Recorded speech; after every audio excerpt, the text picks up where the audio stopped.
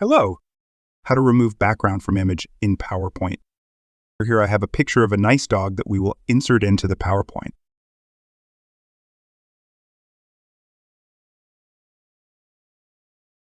Now we want to remove this entire background to leave only the dog. When we insert an image or double-click on it, an additional menu opens with image editing tools. Click on Remove Background in the far left side of this menu. The background to be removed has turned purple, but we see that some background remains. Also, the part of the dog will be removed, and we don't want that. To choose which additional parts of the background we want to remove, as well as which parts of the dog we want to keep, there are these two options: mark areas to keep and mark areas to remove. First, we'll select all the parts of the background that we want to remove.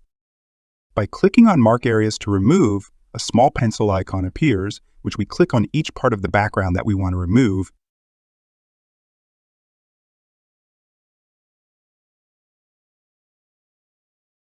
Now we'll select the part of the dog that we want to keep. Click on Mark Areas to Keep and select the part of the dog that we want to keep.